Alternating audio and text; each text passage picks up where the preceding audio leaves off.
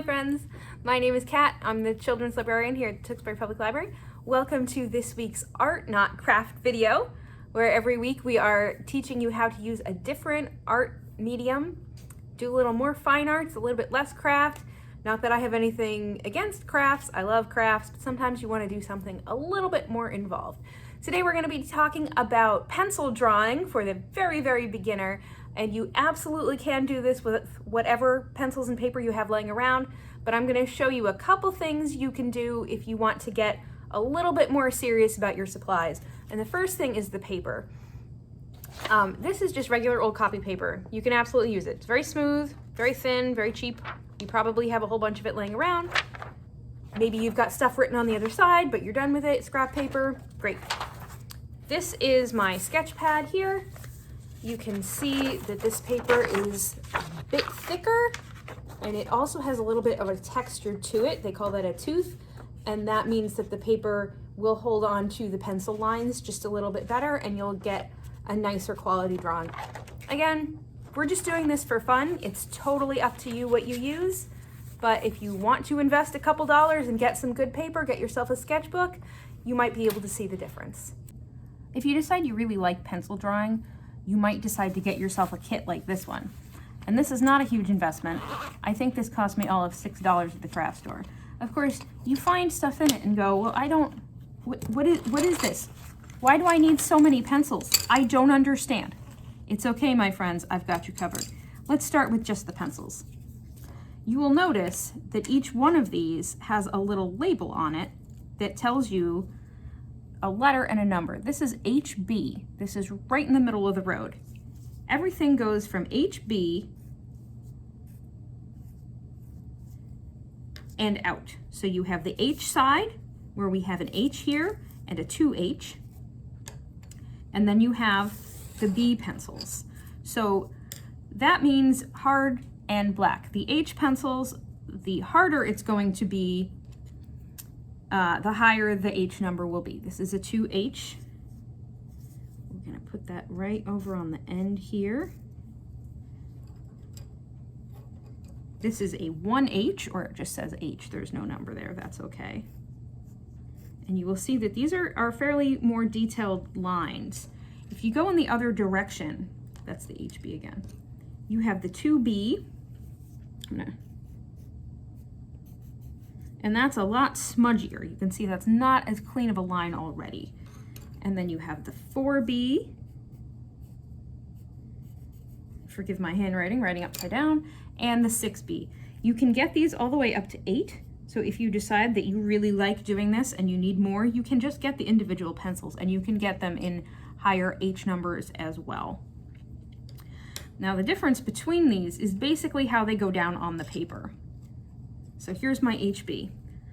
Right from the top and going down, you can see that that has a good smooth line. It doesn't have a lot of fill, it's not very exciting, it's a good solid pencil. You have the H, will give you a much thinner line stroke. I'm trying to use the same amount of pressure when I show you all of these so you can see that this is a lighter color and a thinner line. And the 2H will still have a thinner line even than that. It goes on very light. You can use as light of a touch as you want. I'm trying to push hard enough that I can show you what these can do. But you can draw really, really lightly with any of these, and that's all you really need. We also have the B pencils. So these have more softness to them. And so the 2B will be a little darker. It'll have a little bit more smudginess. These lines are not as crisp. You have a 4B, which will be darker yet. Again, lines are not as crisp. This is much more of a fill-in kind of pencil. And the 6B is the highest number that I have here. Again, they do make them up to 8. So you'll notice that even though this is flowing so easily on the paper, almost like water, it still doesn't fill in everything. And that is where this stuff comes in. This, my friends, is called a blending stump. It's like a big white crayon. It's made out of paper. And the reason that you want this is because you have this area here. Well, I want that shaded in, but you can still see the white paper underneath. You take your blending stump and you just go right over it. And there you go. It'll blend all of this in together. You can also go off of the line and make more of a shadow next to it. You can start with the darker and kind of pull the color away. And this will work on any of your colors, except now we have graphite on our blending stump. So if I was gonna go blend here, well, there's already stuff on it. That is what this is for. This is sandpaper. You just scrape right on. That'll give you a nice sharp point. It'll take off all the color so you can start with a clean area. And again, this will smudge, but you'll notice it does not smudge nearly as much as it does with the softer pencils. You can also use one of these, which you might also get. This is a tortillon. It's very similar, but it is hollow. This is a solid piece. This is hollow. It's more for detail work. So if I want to go and smudge just this section right here, that is what this one is for. Now, if you don't have these pieces, you can use other things. You can use a tissue, you can use a Q-tip, you can use whatever you want. You will notice that you don't get the same precision with a Q-tip as for a material that's made for this job, and they are relatively cheap. So if you're interested, you might want to invest in one just to give it a try. However, that also makes a pretty nice kind of cloudy look. So there's nothing wrong with that. However, if you decide, oh, well, I didn't want all that there, you have your good old eraser here. You just go right ahead and erase that line. That's what it's for. There's nothing wrong with erasing.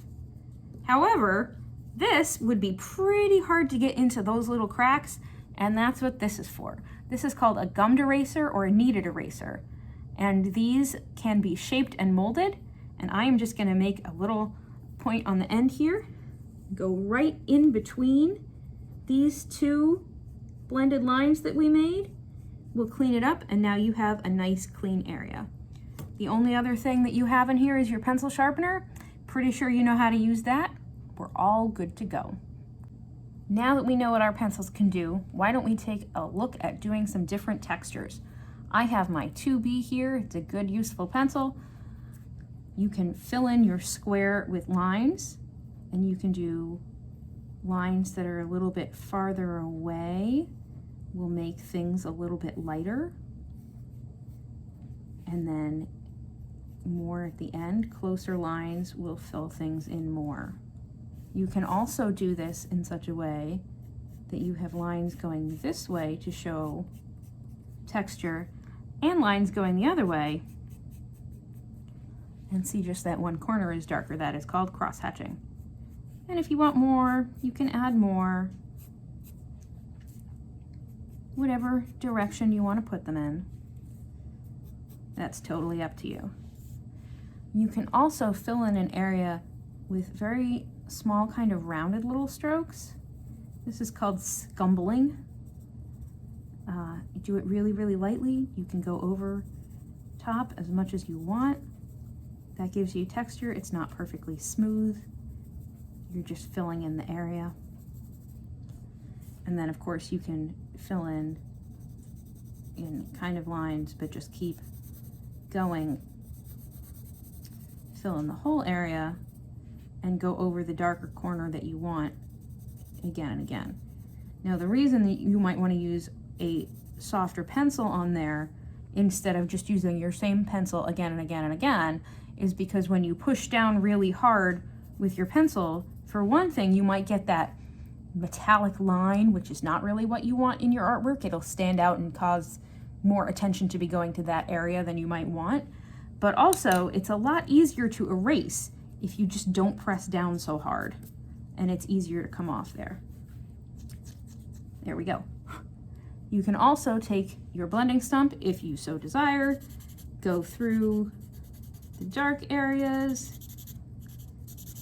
and then kind of bring that color outward. Because again, it will stick to your blending instrument, and you'll be able to even do some shading with it later. So if you just want the shading area, you can take this on a different piece of paper, go ahead and get it onto your blending stump, and then just bring it over to add in some shadow and shade later. Again, you don't have to use the stump. You can use something like a Q-tip, which will bring in some nice kind of cloudy effects. You don't get as much control, but that's okay. You could use your fingers, but the oil that your fingers produces makes it really hard to erase later. It just doesn't work with the eraser very well, so just be aware of that. You can also kind of fill in your area with little hatch marks. That's good for like grassy area or the trunk of a tree or the fur of an animal. You make sure that you can curve them and move them to show any kind of motion. If you had grass, you might not want it to all be, you don't want it to just be this. You want it to look like it's growing. So you have the heavier line starting, and then you kind of pull it up and away so it's smaller and lighter at the end. You want it to go in different directions. It looks like it's growing. It looks like it has maybe a breeze in it, some motion. There's all different ways that you can do texture. You can also do little dots. Doesn't work as well with a pencil. That's more of a pen thing, but it absolutely works. And again, just like with the lines, the more you put in one area, the darker that gets. And these are absolutely ways that you can use texture in your pieces.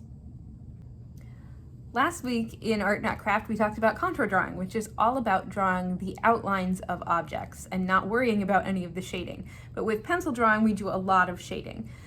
And it's kind of difficult to get the hang of why things look the way they do. Even if something is all one color, like this chess piece, you'll see that it's not really all one color if you look really closely, because you'll see the highlights from where the light is hitting it and the shadows from where the light is not hitting it. It has this lip here. Underneath the lip is darker because the light is not hitting it. Our light right now is coming from my ceiling lights, but also from the windows, which makes it more difficult. So if you want to draw something that is 3D, it might be a better idea to have a lamp shining right on it to begin with, and that way you won't get frustrated because you'll know exactly where the light is coming from and therefore where the highlights are, and the shadows will be on the other side, but also it won't move. If the sun goes down here, my light is going to change and all my highlights are going to be different. So depending on how long you want to work on a piece, it might be better to have a light set up. Even better, you can start with something that's already in 2 dimensions. Take a photograph, for example, and try to draw that. Of course, you also run into the problem of, puppy, I want to draw the puppy. How do I do all of those different shades of brown when I only have black and white? I would photocopy it and try to work from the photocopy. I'm going to start with something a lot easier than puppy dogs today. I have photocopied my house key, which is not only already in black and white, but is already in 2 dimensions. So we talked about carbon paper and how an easy way to transfer an image is to flip it over, color the back. I am using a 2B pencil, not that it really matters. And then we're going to transfer that onto the paper. And I know a lot of you are saying, but Kat, that's cheating. Okay. If you want to draw it yourself, you are absolutely welcome to. There is nothing stopping you. However, the entire point of this is to be fun. You're not cheating yourself out of fun by using a workaround. What you're doing is making it less frustrating. Now that we have the back scribbled on, I'm going to just go right over it with my 2H pencil because we just want that one line. It doesn't have to be perfect. You'll see that there is a nice shadow on here from where it sat on the photocopier. And I'm not tracing the shadow, but I'm aware of it so that when we do our coloring in, it'll be a lot easier to get that shadow in there. I'm just doing the major areas here.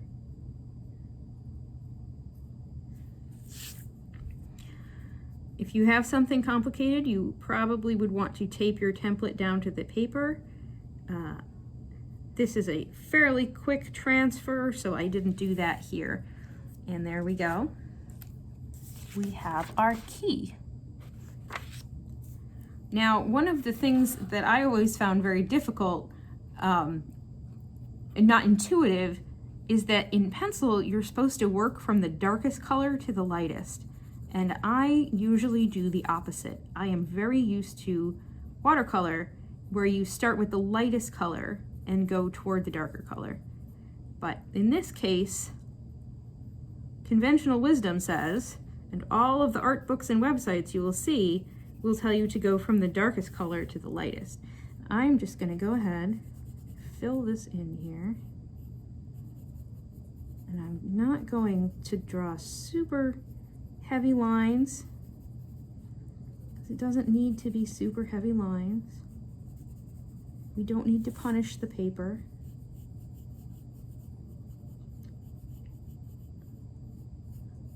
There we go.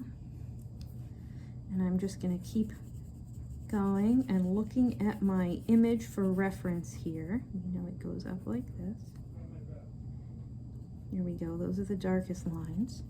And then I'm going to take a lighter pencil. Let's see, I'll take the HB here, which is quite a jump from the 4 to the HB. But there we go, you can kind of see the difference here between them. And do your best to kind of follow the guidelines you've given yourself. You can take your blender and go right in there. That is much better. That makes it look less like a sketch and more like a physical object, which is the idea. With pencil drawing, it's up to you, of course, but usually we try for a little bit more of a realistic look at the end of a pencil sketch than you might with, say, a contour drawing like we did last week. There we go. Just kind of blend that all together here. And this is the darker portion right down the middle of the key.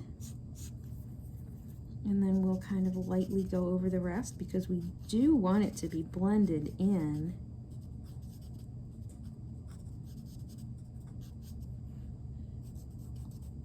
There we go.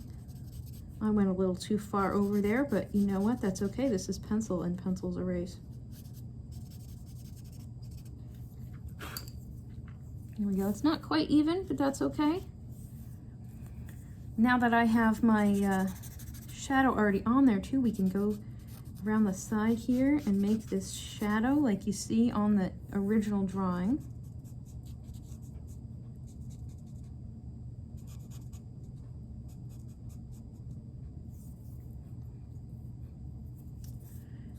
And there we go. I'm gonna take my pencil again and do the edge there, a little bit sharper of a line. I have the H pencil here. And we're just going to go around the edge of the line there because we want a good hard edge, because the key has a hard edge. It's not floating into the background. You don't want it to smudge away. That said, most artists will tell you that you don't want an outline. And I do generally agree when you're trying for realistic things. You don't want it to look like there's an outline, because in real life things are not outlined like that. But sometimes you do have a sharp line. And you'll notice on the key here that you do have a lot of actual sharp outlines and edges. So that's okay.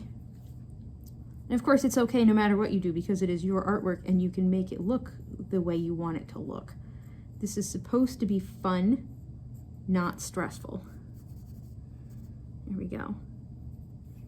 Like I said, I did a little bit more on here than I had intended to. We're just going to go through with the eraser. Whoops, I smudged a little bit. That's okay too. Clean up the outside where I touched it with my hand when I didn't mean to. There we go. And there we go. I mean, this was a very, very quick way of doing it, but there we have our house key. What do you think? It's not perfectly perfect. I could spend a lot longer cleaning that up and getting the edges exactly where I want them, but it's not bad. And it was a lot easier to do it with a 2D black and white image than it would have been if we had been trying to use a 3D fruit bowl or something in color. So your homework, my friends, is to get some pencils, any kind you want. And by the way, your good old number 2 pencil is the same as a 2H. And just create. Use a blend of whatever you want. Different textures, different backgrounds. Use the side of your pencil. Use the very, very point. Make lines and crosshatches and textures however you want them. See how it works and see what you want to do with it. Because this is your artwork, and again, it's supposed to be fun. I'd love to see what you made. You can follow us here on YouTube or also on Facebook, Instagram, and Twitter at Tewksbury LIB. I hope you had a great day today.